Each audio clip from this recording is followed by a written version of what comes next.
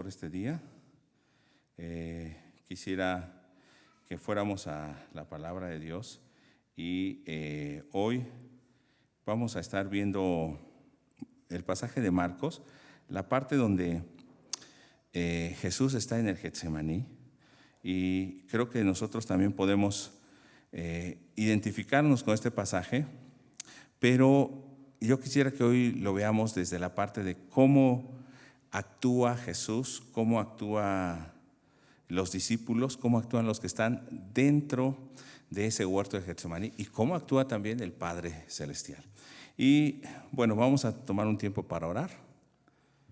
Señor Dios bendito, muchas gracias en esta noche. Gracias por las actividades que hemos tenido el día de hoy desde muy temprano, por nuestro diario vivir, porque en todo tú has estado presente, nos guías, nos guardas, nos proteges, y sabemos, Señor, que aún en los momentos difíciles nos estás sosteniendo. Queremos en este momento abrir tu palabra y que en nuestro corazón pueda haber una verdadera comunión contigo, podamos identificarnos con ese huerto del Getsemaní, en el nombre de Jesús, amén. Bueno, en el capítulo 26 de Mateo, nosotros vamos a encontrar que Jesús está preparándose para la Pascua. Los discípulos están preparando la Pascua, pero simultáneamente los religiosos están haciendo complot para aprender a Jesús. Judas le va a traicionar, y entonces nosotros podemos ver que en esa oración del huerto del Getsemaní, Jesús está sabiendo todo eso, porque Él sabe el plan de Dios, pero también sabe lo que están haciendo los demás. Y en esa situación tan difícil, Él toma un tiempo para orar. Y dice Mateo capítulo 26, del verso 31 en adelante, nos va a hablar acerca de esto. Y dice de la siguiente manera, verso 31. Entonces Jesús les dijo: todos vosotros os escandalizaréis de mí esta noche, porque escrito está: heriré al pastor y las ovejas del rebaño serán dispersadas. Jesús sabía lo que iba a pasar. Jesús sabía que él iba a sufrir. Y dice aquí: el pastor va a ser herido y las ovejas van a ser dispersas. Él les está advirtiendo lo que va a pasar. Jesús sabe lo que pasará con él y lo que pasará con los discípulos. Y sabemos que esto es una profecía que venía en Zacarías capítulo 13. Si quieren, vayan conmigo a Zacarías capítulo 13 y vamos a ver cómo se está profetizando lo que Jesús pasaría. Zacarías 13, del verso 1 y verso 2, y luego el verso 7. Usted puede leer después todo Zacarías, y dice: en aquel tiempo habrá un manantial abierto para la casa de David y para los habitantes de Jerusalén, para la purificación del pecado y de la inmundicia. Está hablando de un tiempo de salvación de un descendiente de la casa de David, o sea, un rey, pero es un salvador al mismo tiempo, que es un manantial de vida. Verso 2. Y en aquel día, dice Jehová de los ejércitos, quitaré de la tierra los nombres de las imágenes y nunca más serán recordadas, y también haré recortar de la tierra a los profetas y al espíritu de inmundicia. ¿Qué iba a hacer el Señor cuando venga ese tiempo y cuando venga ese pastor o ese manantial de vida? Nos va a decir luego que es el pastor. Ese manantial de vida va a hacer que su pueblo ya no sea un pueblo idólatra, ya no sea un pueblo que sea desleal a Dios, sino un pueblo que verdaderamente honre a Dios.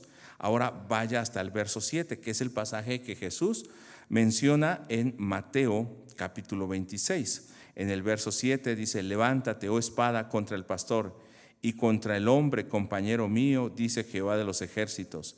Heriré al pastor y serán dispersas las ovejas.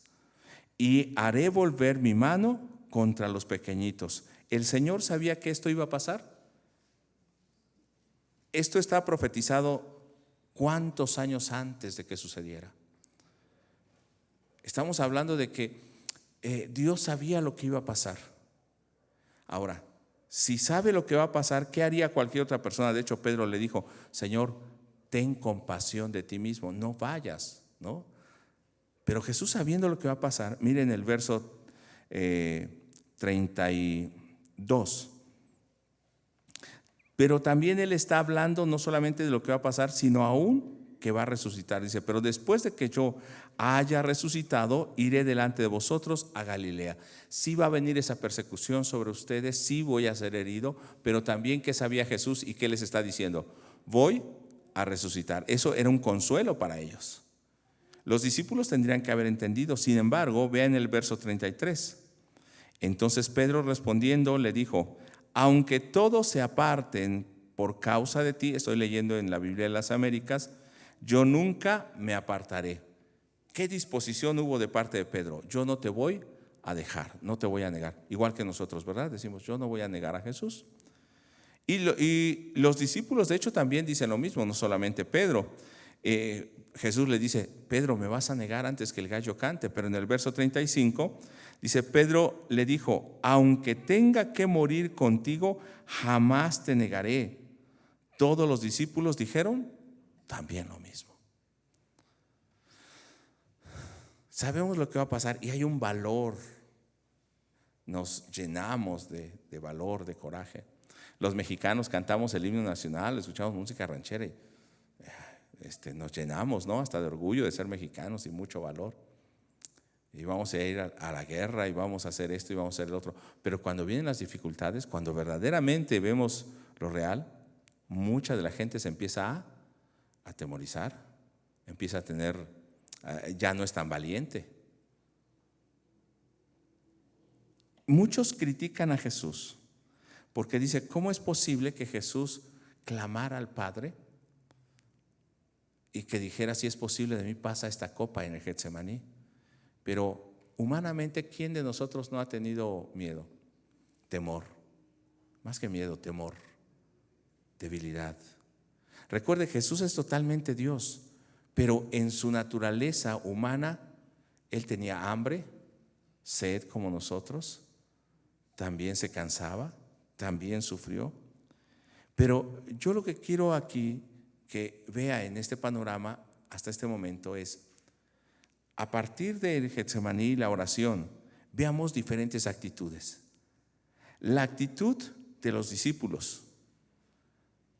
¿Qué decían ellos hasta este momento? Yo no te voy a negar, no te voy a dejar, aunque todos se escandalicen, se avergüencen de ti, yo no me voy a avergonzar. ¿Cuál es la actitud de Judas? Uno de los discípulos. No le traicionó, no fue y le vendió. Y era de los que había estado con Jesús cuando alimentó a 5,000, cuando alimentó a 4,000, cuando resucitó muertos, cuando sanó enfermos, cuando calmó la tempestad. Y Judas vio todo eso, pero Judas fue dominado por el deseo, por la vanidad, por el dinero, la avaricia, por querer conseguir un reino en esta tierra. Recuerde que aún los discípulos pensaban que el reino sería ¿dónde? En esta tierra. Los religiosos y los enemigos de Jesús, viendo esta situación, sabiendo que Jesús va a pasar esto, ¿cómo estarían? Contentos. Ellos son los que están procurando la destrucción de Jesús y de los discípulos. Pero en esta oración hay dos personajes más: el Padre y está Jesús. Y en ese huerto de Getsemaní, todavía no llegamos ahí, ¿verdad? Pero en ese huerto de Getsemaní va a estar también el Padre que está oyendo la oración de Jesús. ¿Y cómo estaría el Padre oyendo el clamor de su Hijo, de su amado? ¿Cómo estaría el Padre sabiendo que Jesús, su Hijo puro, sin culpa, santo, tendría que cargar el pecado de toda la gente? De Judas, de los religiosos, el pecado tuyo y el mío, del homicida, del violador. Él tendría que pagar ese pecado. ¿Qué es lo que está pasando con Jesús? Estoy dando un panorama ahora que entremos a esta parte. ¿Qué es lo que estaba pasando con Jesús cuando va al huerto de Getsemaní? Ese lugar era un lugar especial porque seguramente muchas veces habían estado allí y muchas veces había compartido Jesús con ellos un tiempo. tal vez en el día, cuando estaba fresco, habían comido algo allí, o se reunía con ellos para enseñarles, porque no era para todos, era solo para los discípulos. O en este huerto en las noches, ¿qué hacía Jesús? Se apartaba para orar a solas, o se apartaba con ellos para orar. Era un lugar íntimo. Y Jesús ahí en el huerto del Getsemaní va a estar sufriendo la carga, la culpa de toda la gente, para que la humanidad pudiera tener alivio de su pecado. Pero Jesús va a estar sufriendo, aunque está el Padre ahí, aunque están los discípulos. Si nosotros ya meditamos, ahora lo leeremos, pero le estoy adelantando, va a estar sufriendo en soledad. Porque ¿quién puede llevar la carga de Jesús con él? Nadie puede compartirla. Va a estar cargando el pecado del mundo, pero también va a ser un hombre, humanamente, un hombre dolido, porque está pasando por el sufrimiento. Dolido porque ha predicado y muchos le han rechazado. Dolido porque sus mismos discípulos, él sabe que le van a dejar en el momento de la prueba. No sé si te ha pasado a ti que en algún momento tú dices o te sientes muy, muy bien con tus amigos, pero cuando pasas problemas, los amigos se hacen ojo de hormiga, decimos, ¿no? No están. No hay un amigo para estar contigo, para darte una llamada. A veces no necesitas otra cosa. Y veamos, ahora vamos al verso 36. ¿Cómo estaba Jesús ahí? Necesitaba a sus amigos allí. Pero vamos a ir viendo poco a poco. Verso 36, ¿qué nos dice? Entonces Jesús llegó, estoy leyendo en Biblia de las Américas, llegó con ellos a un lugar que se llama Getsemaní. Este es el huerto, era un olivar, juntamente con sus discípulos. Y él dice, sentaos aquí mientras yo voy allá y oro. Jesús se acompaña de sus discípulos para orar. ¿Por qué llamaría a sus discípulos? Y no solamente llamó a todos los discípulos, dice en el verso 37, y tomando consigo a Pedro y a los dos hijos de Zebedeo, o sea, Juan y Jacobo, comenzó a entristecerse y a angustiarse. ¿Por qué llevaría Jesús a sus discípulos con él al Getsemaní? Porque quería estar con sus amigos íntimos. Y luego habían tres, no es que fueran especiales o diferentes a los otros, pero posiblemente estos eran los que, recuerde, Pedro, Jacobo y Juan eran los que salían al frente, los que iban allá y hacían, ¿no? Todo. Y tal vez dice, vengan conmigo. Y empieza a entristecerse. Cuando dice que empieza a entristecerse, no solamente es que él está triste o angustiado, sino lo que está diciendo es, también les va a exponer con palabras y ellos van a poder ver el dolor que está pasando Jesús. Cuando usted le dice a un amigo, mira, estoy pasando esto, ¿por qué se lo dice al amigo? Porque está esperando un consuelo. Está esperando que su amigo esté con usted. Está esperando a que lo entienda. A veces no espera que le lleve la carga, pero solamente que lo escuche, que esté con usted en ese momento. Eso es lo que espera. Y en el verso 38, vea lo que dice Jesús. Entonces les dijo, mi alma está muy afligida hasta el punto de la muerte. Quedaos aquí y velad conmigo. Es esto. Estoy tan triste, como decimos nosotros, quisiera morirme, ¿no?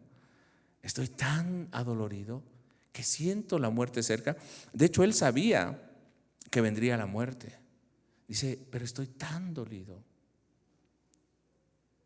Y algunos critican a Jesús por esto. ¿Cómo es que él va a dolerse? Pero ¿quién de nosotros no se duele?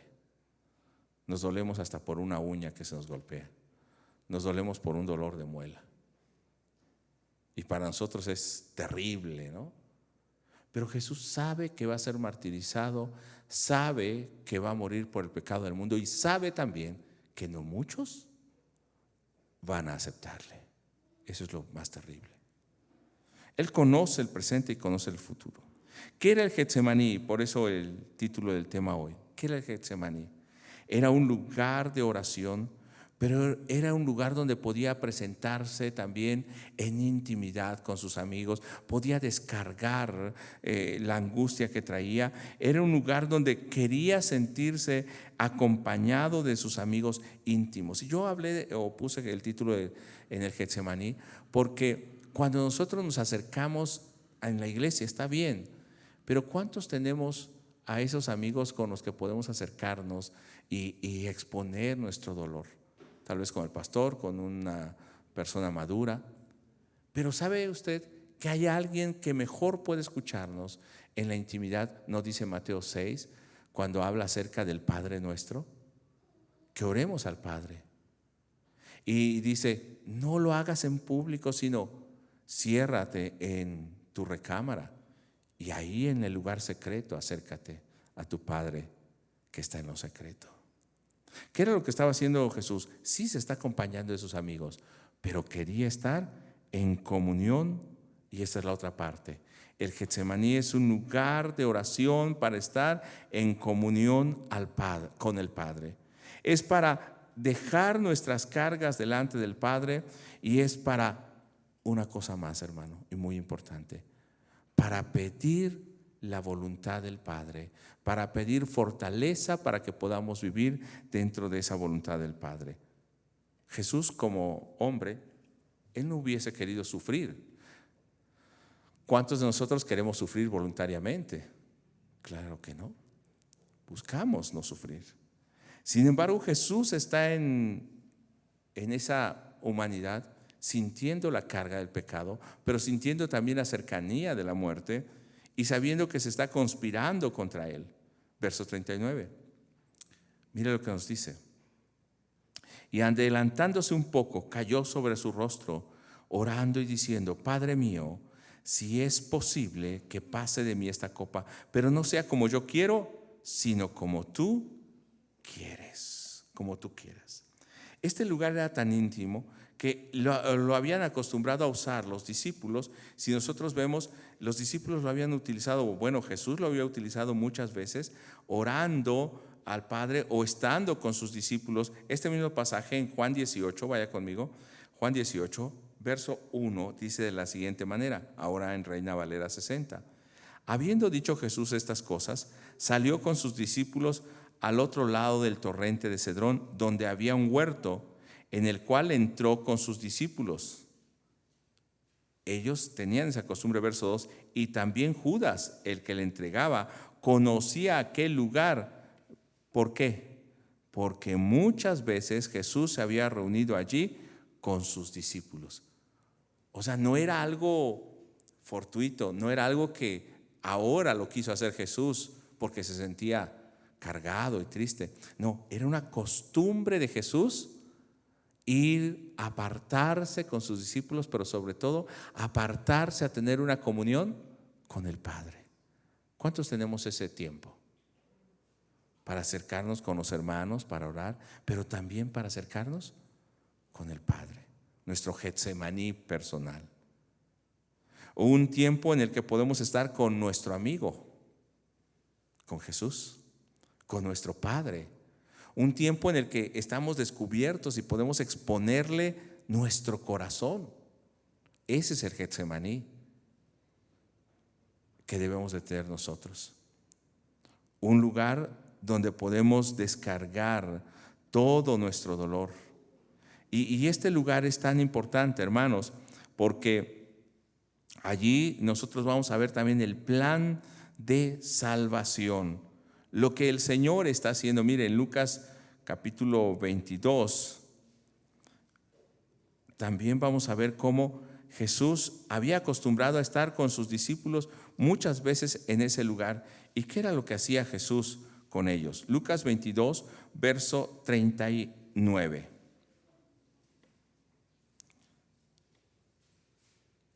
Dice de la siguiente manera: y saliendo, se fue como solía al monte de los olivos, y sus discípulos también le siguieron. O sea, era una costumbre de Jesús estar en esa comunión con el Padre. Y yo me pregunto, ¿qué oraría Jesús en ese lugar? Bueno, hoy vamos a ver un poco, pero ¿qué oraría las otras veces? Nosotros podemos ver en Juan 17, cuando también ora por sus discípulos, que dice: Padre, guárdalos en tu verdad. Padre, que ellos sean uno como tú y yo somos uno. En otros momentos, ¿qué oraba? No en el mismo lugar, pero ¿cuál era su oración? Señor, cuando subió al monte y después escogió a sus discípulos, oró. ¿Qué oraría? Dice que después de pasar la noche orando, descendió y escogió a sus discípulos. Si usted ve cada una de estas veces o ocasiones, Jesús está orando para hacer la voluntad del Padre, para escoger a aquellos que van a ser sus discípulos, para pedir que sus discípulos vivan como verdaderos discípulos, como hijos de Dios. Que el mundo crea en Jesús por la vida de sus discípulos. Y ahora, en el huerto de Getsemaní, ¿qué está orando Jesús? Va a orar algo muy similar, pero ya no por sus discípulos. Va a orar por él. Y regresemos a Lucas, donde estamos, Lucas 22, verso 40. Cuando llegó a aquel lugar, les dijo: orad que no entréis en tentación. ¿Qué era lo que tenían que orar los discípulos?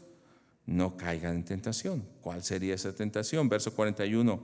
Y él se apartó de ellos a distancia como de un tiro de piedra, y puesto de rodillas, oró. Entonces, ¿él qué estaba haciendo? Orando al Padre, y le dice a sus discípulos: oren para que no entren en tentación.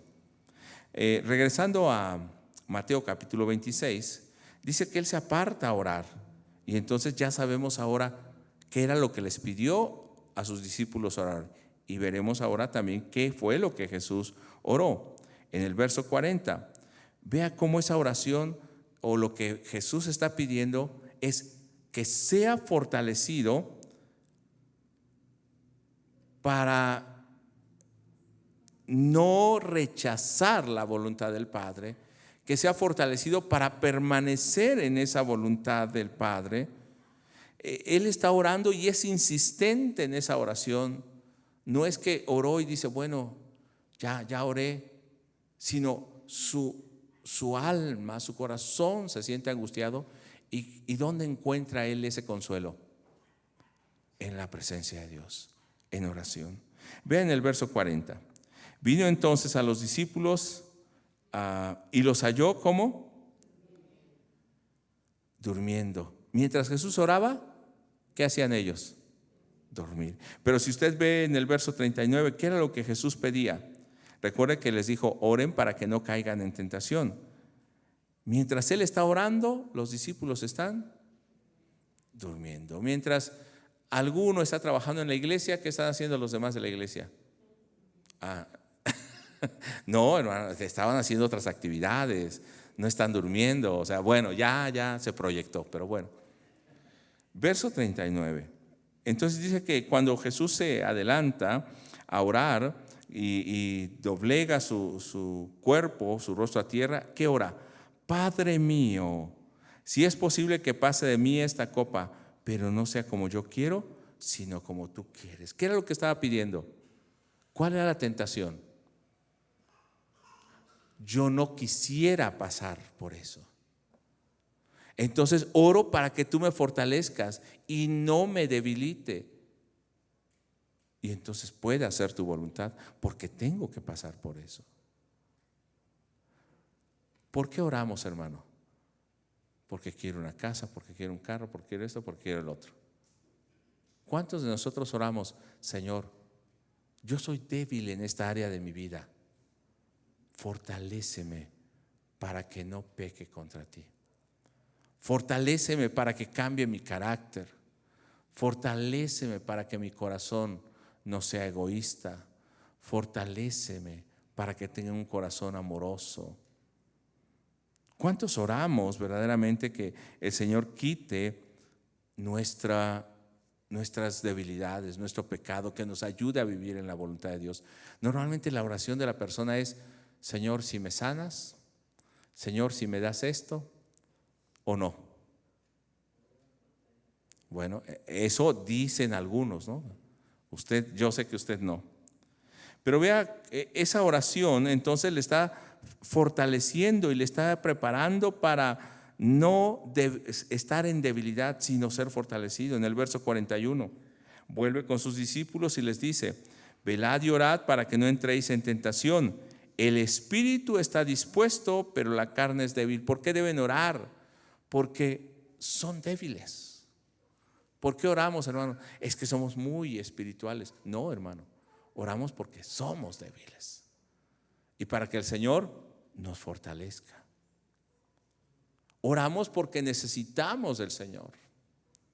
Oramos porque es un momento donde estamos a solas con el Señor, y oramos porque en ese momento podemos hablarle a nuestro Padre.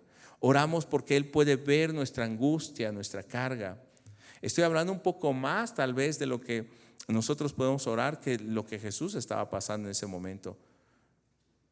Porque mi objetivo es que usted vea en ese Getsemaní cómo Jesús está llevando la carga, pero cómo nosotros hemos olvidado lo que Jesús pasó ahí.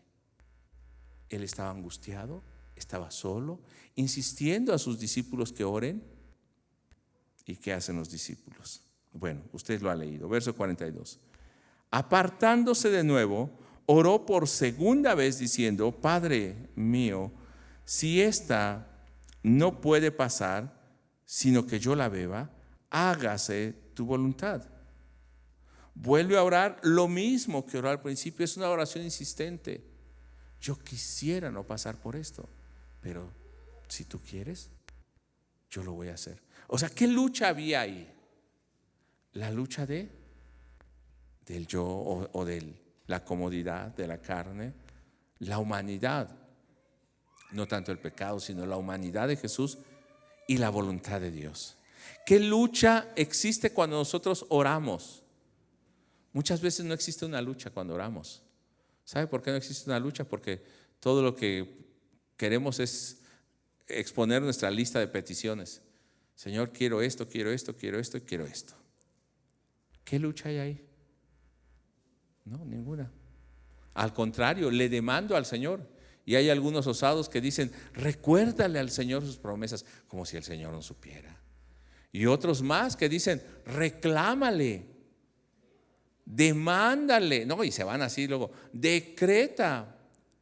Y hay unos que sin conocer al Señor dicen: es que Dios lo tiene que hacer. O sea, hasta están obligando a Dios. ¿Qué lucha hay ahí? Está el hombre en el centro. Es antropocéntrico. El hombre, la voluntad de Dios está a un lado. El hombre, su deseo, todo es lo que está al centro. Y han dejado la voluntad de Dios. Pero la oración de Jesús que nos enseña aquí es: hay una lucha entre el deseo del corazón del hombre y la voluntad de Dios. Pero ¿qué es lo que vemos en Jesús? No sea lo que yo quiero, sino lo que tú quieres. Si no es posible que no tome esta copa, yo la voy a beber, pero sea tu voluntad. En el verso 43, y vino otra vez y los halló durmiendo, porque sus ojos estaban cargados de sueño. Dejándolos de nuevo, se fue y oró por tercera vez, diciendo otra vez las mismas palabras, para que no entre en tentación, para que yo pueda hacer la voluntad del Padre.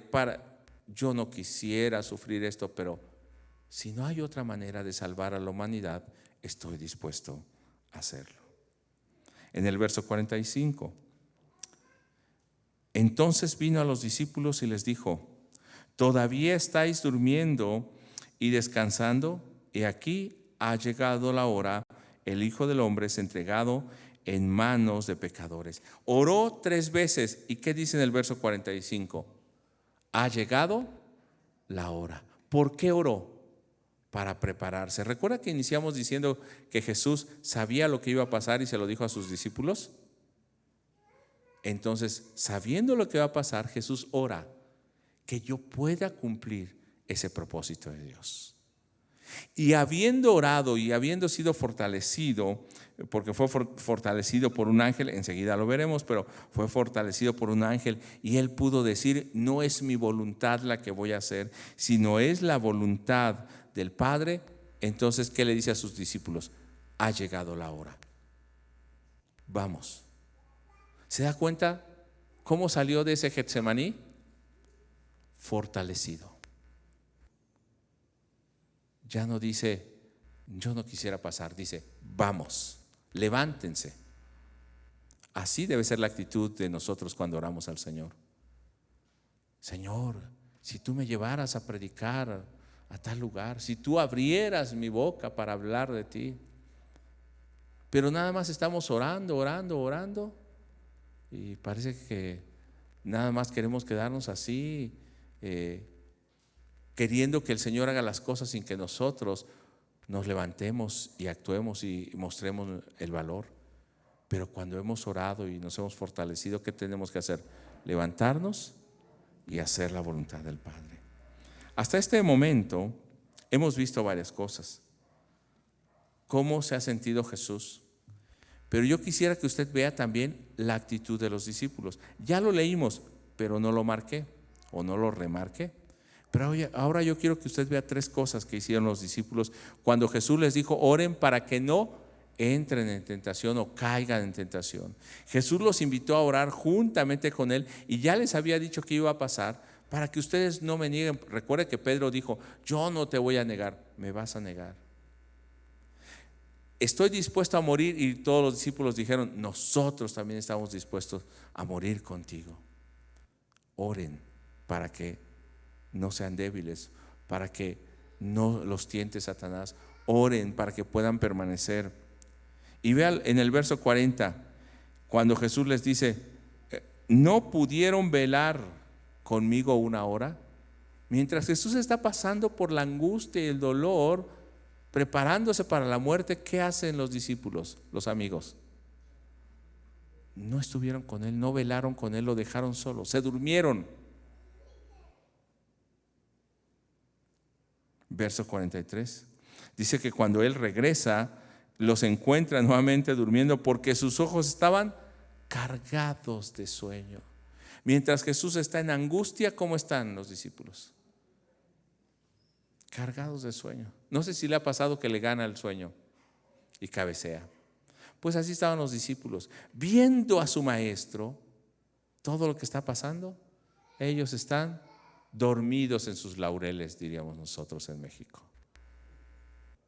Vemos la situación, cómo está el mundo, lo que está pasando y cómo estamos los cristianos, durmiendo en nuestros laureles.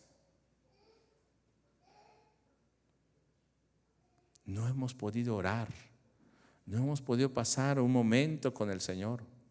De hecho, a veces hasta decimos, meditar la palabra. ¿Para qué tanta palabra? Me voy a empachar de palabra. Pues solamente que se coma el papel. Pero si usted medita la palabra de Dios, le va a dar vida. Porque las palabras de Jesús son espíritu y son vida. Porque no solo de pan vive el hombre, sino de toda palabra que sale de la boca de Dios. Cuando Moisés entraba al tabernáculo, ¿cómo salía de la presencia de Dios? Su rostro resplandecía y se lo tenía que cubrir porque el pueblo no lo podía ver por la gloria del Señor. Cuando tú entras a la presencia de Dios, a meditar en la palabra, a orar, a tener tu culto personal con el Señor, ¿cómo sales de ese tiempo? No solamente estoy hablando de aquí del culto público en la iglesia, tu tiempo de comunión, tu Getsemaní, el tiempo en que descargas tu corazón delante del Señor, dejas todas tus cargas. ¿Cómo sales? Renovado, fortalecido para decir, este mundo me quiere destruir, pero yo estoy dispuesto a levantarme, estoy dispuesto a pelear por el Señor, y si es necesario morir, estoy dispuesto a morir por el Señor, pero no como los discípulos que después corrieron. No, verdaderamente estoy dispuesto a morir por el Señor. ¿Qué pasaba con los discípulos? Todavía no entendían lo que Jesús les había dicho. Apenas les había dicho que iba a pasar y que iba a resucitar, lo que les hablaba. No entendían las parábolas. ¿Se acuerdan que se acercaban a preguntarle? No entendían el propósito de las sanidades, de los milagros. No entendían el propósito de la muerte de Jesús.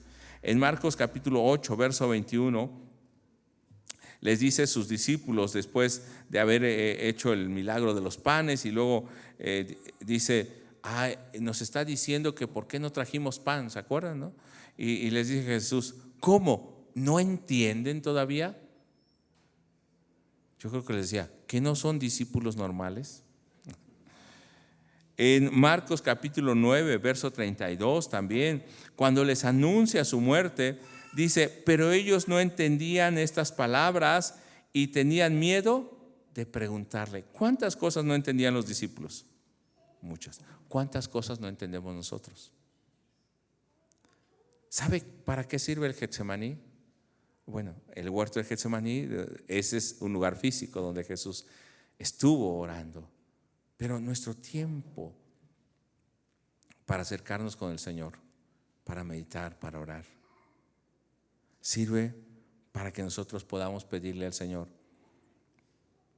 revélame tu propósito, quiero entender tu voluntad, revélame y fortaléceme para poder permanecer en ese propósito. Porque seamos sinceros, muchas veces no quisiéramos hacer o pasar por eso que el Señor nos pide, porque es algo difícil, es doblegar nuestro yo, pero el Señor lo está pidiendo. Vamos un paso un poco más adelante. A través de ese tiempo de comunión, Jesús conocía la voluntad del Padre, y conociendo la voluntad del Padre, Él entra a orar en el Getsemaní y allí es fortalecido.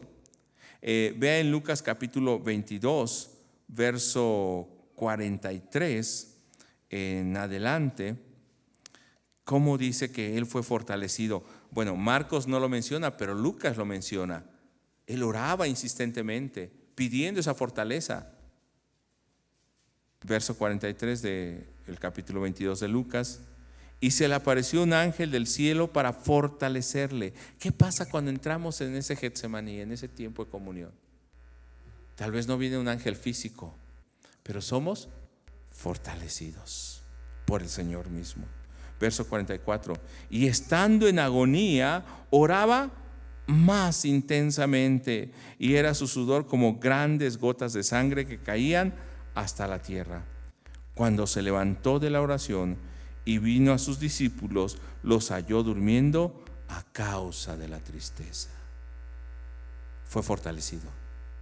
Pero te imaginas, hermano, si nosotros estamos con esa carga y todos nuestros hermanos nos ven mal y no tenemos la presencia de Dios, seguramente nosotros no tendremos fuerza para permanecer, para seguir. Podrán dejarnos todos, padre y madre podrán dejarte, podrá abandonarme padre y madre, pero Jehová no se olvida de nosotros. Aunque mi padre y mi madre me dejaren, con todo Jehová me recogerá. En Él podemos confiar y estar seguros. Pero dice en el verso 45, cuando se levantó de la oración, ve a sus discípulos y cómo estaban ellos. En lugar de orar, que les dijo oren para que no entren en tentación, ¿qué estaban haciendo? Durmiendo a causa de la tristeza. Es como el flojo. A decir, ¿qué tiene que ver el flojo? Sí. Es como el flojo que dicen, bueno, mira, te voy a regalar una casa, pero necesitas pintarla. Ay, no, qué flojera. Mira, te voy a regalar estas verduras, pero cocínalas. Ay, no, cocinarlas. O sea, tiene la bendición y no la valora. Aquí los discípulos tenían al Señor enseñándole, tenían la presencia de Dios ahí. Un ángel vino y fortaleció a Jesús. ¿Qué hubiera pasado con ellos si entran en esa oración? También hubiesen sido fortalecidos. Pero teniendo ahí la gloria de Dios, aunque Jesús estaba en tristeza, ¿qué hacen? Están tan tristes que mejor se duermen, mejor no hacen nada. Hermano, ¿cuántas luchas estamos enfrentando el día de hoy? Pero ¿cuántas veces nos hemos tomado tiempo para orar? Orar al Señor. Puede ser que estemos solos, pero si Jesús estuvo ahí orando, fue fortalecido. Y después de que fue fortalecido, ¿qué dijo Él? En el verso 46. Cuando un ángel vino y lo fortaleció y entonces él oró, ¿cuántas veces? 3 veces, porque él necesitaba esa fortaleza para hacer esto. Verso 46, levantaos, vamos, mirad, está cerca el que me entrega. Lo que está diciendo es, ya he sido fortalecido, ya me levanté de esa oración, ya voy a salir de ese tiempo en el Getsemaní, en el huerto, en mi comunión. Ahora es tiempo de ir a hacer la voluntad de Dios. Voy a morir, voy a ser traspasado por los clavos, voy a ser flagelado por un látigo, voy a ser despreciado de la gente, voy a estar avergonzado en desnudez delante de todos. Voy a llevar la carga del pecado de todo el mundo, siendo un hombre sin pecado, justo y santo. Pero ¿qué dijo? Vamos, levántense. ¿Por qué lo pudo hacer? Algunos pueden decir, es que era hijo de Dios, pero en su humanidad él también no quería pasar por ese dolor. Pero él lo pudo hacer porque pasó un tiempo en el Getsemaní orando al Señor, y antes lo hacía. Era una costumbre tener esa comunión con el Señor. Y sus discípulos, vemos que cuando Jesús fue arrestado, ¿qué hicieron sus discípulos? Huyeron, porque no pasaron ese tiempo en oración. Cuando nosotros somos débiles, cuando nosotros somos inestables emocionalmente, cuando no somos maduros espiritualmente o no crecemos en la palabra, ¿sabes qué necesitamos? Orar, pasar tiempo con Dios, disponer nuestra vida para hacer la voluntad de Dios, para estudiar la palabra de Dios. ¿Sabes que no te va a venir el gusto de meditar en la palabra de Dios así como por arte de magia con una varita? No, tienes que pasar tiempo en oración y doblegar tu corazón. Señor, yo no quiero leer la palabra de Dios, yo no quiero meditar, enséñame tu palabra, enséñame a obedecer tu voluntad, porque a veces no la quiero obedecer. Enséñame porque soy rebelde. Ayúdame a vencer esa rebeldía en mi corazón, ayúdame a vencer ese carácter. Por eso necesitamos pasar tiempo en el Getsemaní. No como sus discípulos que le dejaron y estaban durmiendo, sino viendo al Señor. ¿Cómo era la oración del Señor? Dice que su oración era tan intensa que sudaba como si fuesen gotas de sangre. No dice que era sangre, pero su oración era tan intensa que era como si fuesen gotas de sangre. Él le dice, levántense. Y ha orado para que pueda cumplir la voluntad de Dios sin desviarse. Así le dijeron a Josué, ni a la derecha ni a la izquierda, para cumplir lo que él había dicho antes y lo que habían dicho las profecías. En Juan capítulo 12, verso 27, Jesús está hablando acerca de lo que va a pasar, lo que va a suceder, de su muerte. Pero algo que dice aquí y que lo debemos tener presente, que era lo que alentaba su vida, era cumplir el propósito de Dios. Y dice en el verso 27, mas para esto he llegado a esta hora. Para esto he llegado. Entonces, cuando Jesús oró en el Getsemaní, sabía para qué había venido. Para pasar por la cruz. De hecho, le dice a sus discípulos, ¿cuántos pueden beber de esa copa? A Jacobo y a Juan. Y ellos dijeron, sí, sí podemos. Pues van a beber de esta copa. También nosotros podemos ver en Juan capítulo 6, verso 38, antes había dicho, el que a mí viene yo no le echo fuera, pero en el verso 38 dice Jesús, por esto oraba, porque él sabía la voluntad del Padre y quería cumplir la voluntad del Padre. Dice el verso 38, porque he descendido del cielo no para hacer mi voluntad, sino la voluntad del que me envió. ¿Y cuál era la oración de Jesús en el Getsemaní? ¿No era esta misma? Yo no he descendido para hacer mi voluntad, sino la del Padre. ¿Cuál es la tentación? El que yo no haga la voluntad del Padre. ¿Cuál es mi debilidad? Querer hacer mi propia voluntad. Esa es la tentación. ¿Cuál fue la tentación en Edén? no vas a hacer la voluntad de Dios, sino tu voluntad. ¿Y qué dijo la mujer y el hombre?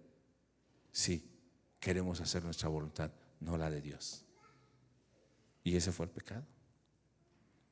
Verso 39 del capítulo 8 de Juan dice: y esta es la voluntad del Padre que me envió, que de todo lo que me diere, no pierda yo nada, sino lo que le resucite en el día postrero. ¿Jesús quería cumplir la voluntad del Padre? Sí.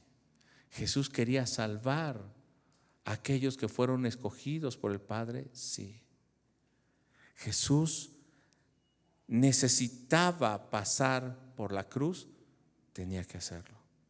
Si no, no se cumplía el propósito del Padre. Satanás había puesto otro medio, o bueno, él quería poner otro medio. Pero Jesús, ¿qué dijo? No, yo no voy a hacer lo que Satanás dijo en Mateo capítulo 4. Mira, todo esto te daré si postrado me adoras. Mira, si eres hijo de Dios, lánzate. ¿Y cuál fue la respuesta de Jesús en cada una de estas ocasiones? No tentar a Dios. No solo de pan vivirá el hombre. No tentarás al Señor tu Dios adorarás y a Él solo servirás. Sírveme a mí y vas a cumplir ese propósito sin necesidad de que pases por la muerte. Ese era el plan del enemigo, pero ¿cuál era la voluntad del Padre? Tienes que pasar por la cruz. ¿Y qué dijo Jesús? Para esta hora he llegado. ¿No podemos decir nosotros, hermanos, también lo mismo? Para esto he nacido, para esto he llegado, para hacer la voluntad del Padre. Señor, quiero entrar en ese Getsemaní, quiero orar. Quiero que al estar allí sea fortalecido para que al levantarme pueda vivir la voluntad tuya. Meditar la palabra de Dios, no crea que es ponerse en un escritorio, abrir la Biblia y escribir en un libro o en un cuaderno. Esto encontré de Dios y esta es la enseñanza. Y bueno, oro y como dicen los jóvenes, shalala, shalala, no sé qué quiere decir, pero quiere decir muchas cosas con todo eso. Creemos que solamente es hacer eso. No. Meditar la palabra de Dios es llevarnos a una comunión con el Padre, donde nuestro yo es doblegado y donde a veces nos sentimos angustiados y adoloridos porque no estamos viviendo en esa voluntad del Padre. Pedimos que seamos fortalecidos y la palabra de Dios nos está confrontando, somos quebrantados y entonces allí oramos y le decimos: Señor, yo quiero hacer tu voluntad, este es mi deseo, pero yo no quiero mi deseo, quiero hacer tu voluntad. Y cuando estamos meditando diariamente en la palabra de Dios, oramos, y cuando nos levantamos, ¿qué decimos? Vamos, es el momento. Ahora tengo que salir y vivir la voluntad del Padre.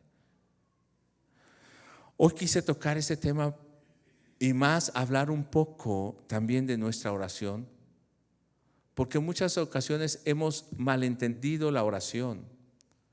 Si usted escucha su oración, va a escuchar peticiones. Y lo que usted, si recuerda su oración, lo que usted dice, revela lo que tiene en su corazón. Quiero esto, quiero aquello. Usted tiene casa, dinero, carros, deseos en su corazón, carne. Pero lo que Jesús oraba es: quiero hacer tu voluntad, Padre. No quiero fallarte, Padre. Fortaléceme para vivir en tu propósito. ¿Qué era lo que Jesús tenía en su corazón? La voluntad del Padre.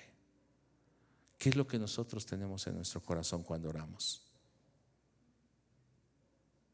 Eso es lo que tenemos que cambiar. Que ya no sea nuestro deseo, no sea lo que yo quiero, sino lo que tú quieres.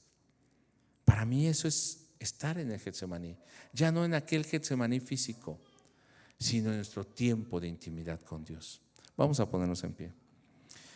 Señor Dios, muchas gracias por ese tiempo que nos permites tomar tu palabra y entrar en ese Getsemaní espiritual, donde el mismo Señor entró para estar en comunión contigo, donde fue fortalecido, donde quería la ayuda de sus amigos que estuvieran orando al Padre con él, pero le dejaron. Pero allí en ese lugar, en soledad, en intimidad, teniendo dolor en el corazón, sabiendo lo que vendría e insistiendo al Padre para que oyera su oración, Jesús fue fortalecido por un ángel. Jesús fue fortalecido en su corazón y entonces Él dice: levantémonos, vamos, es tiempo, eres el momento para lo que he venido. Vamos, se acerca el que me ha de entregar. Y Señor, qué hermoso es que hombres y mujeres que tienen esa comunión contigo, ese Getsemaní, esa oración íntima, puedan levantarse cada día y decir: Señor, están mis debilidades, pero las pongo a tus pies, las doblego, las rindo, para que allí muera el yo, para que allí mi yo se doblegue y no se levante más, y entonces salga un hombre o una mujer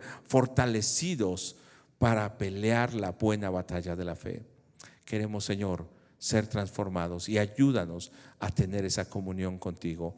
Bendice a mis hermanos para que puedan tener esa comunión contigo hoy en la noche, mañana temprano, cualquier momento que se acercan a ti. Que su carácter sea transformado, su vocabulario sea transformado, su corazón, su deseo sea transformado. Que no tengan el pedir y pedir cosas, sino que tengan el desear que la voluntad tuya sea lo que gobierne sus vidas. Por eso, Señor, en este momento los pongo en tus manos y permítenos que cada día podamos entrar en ese Getsemaní espiritual. Señor, bendice a tu pueblo en el nombre de Jesús. Amén. Tome su lugar.